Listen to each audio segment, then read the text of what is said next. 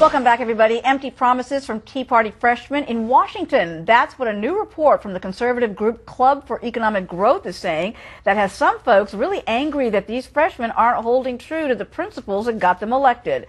Joining us now to discuss the issue, Tea Party Express Chairman Amy Kramer and South Carolina Republican Congressman Mick Mulvaney. Great to have you both here. Thank you so much. You scored very well, Congressman, on the test, as I understand it. Thanks, I appreciate that. Well, taking a look at this report, on average, the freshman Tea Party Republicans voted about the same as the Republicans who are already in office. For example, only 14 freshmen signed a pledge promising to never raise the debt ceiling until cut, cap, and balance had passed. Amy, were you surprised by these results? Yeah, actually I was surprised because if you listen to what the mainstream media has been saying and what, the left has been saying for months, is that the Tea Party movement and these Tea Party freshmen are driving the country over the cliff, and we actually caused the credit downgrade. And this proves that there's nothing farther from the truth. We know who's causing the gridlock in Washington, D.C., and that's Harry Reid. But, at the end of the day, we need more strong fiscal conservatives in Washington, in the House and the Senate, because it's easier for these people to stand for the conservative principles and values when they have a lot of people standing with them than when they're going up against the entire conference themselves.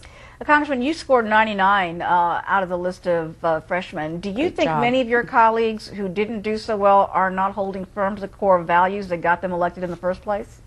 Well, it's hard to know because you have to go and watch their actual races. It doesn't bother me if somebody runs as a moderate and then votes as a moderate. It doesn't bother me if someone runs as a conservative and then votes as a conservative. What I struggle with is the folks who run as conservatives and then vote as moderates. It makes it very difficult for us to keep on message. So I'm glad the club keeps up with these report cards, and I think it's up to folks back home to figure out if they got what they bargained for in the last elections. If they did, then support those folks again, and if not, see if they can fix it this year.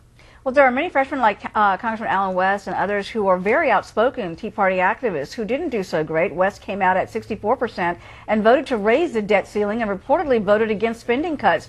What does that say about his record, Amy?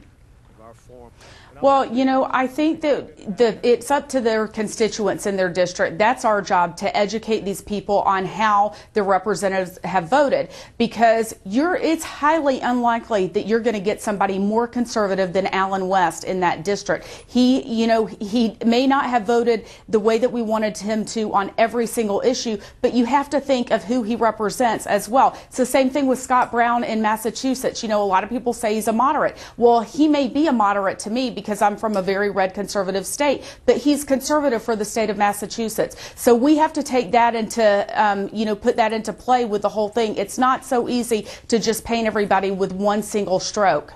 Congressman, do you think the Tea Party is going to be as effective as it was back in 2010? And does this report showcase hypocrisy that many apathetic voters say exists today among elected officials once they get to Washington? Well, I absolutely think it'll be as effective this year as it was 2 years ago. You saw that last week in Indiana. You're seeing it right now in Texas. You're seeing it to a certain extent in Utah. Even if the Tea Party candidates there aren't successful, they're still changing the nature of the dialogue. We're talking now about deficits and spending and not about health care and the growth of government. So I think by any measure the Tea Party movement has been successful and will continue to be. So when you go forward with this, Amy, in terms of strategy, in terms of holding their feet to the fire, so to speak, what will groups like yours do with congressmen who are not voting in a way that you'd like to see happen?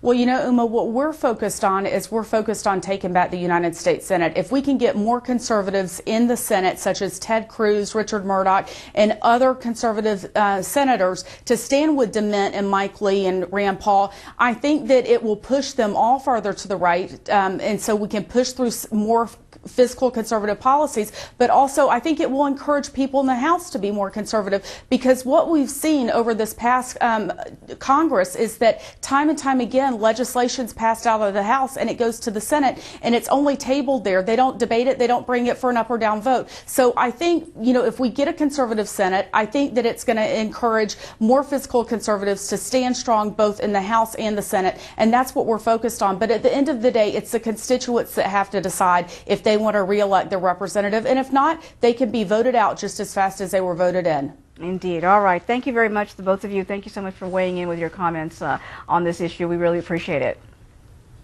Thank you.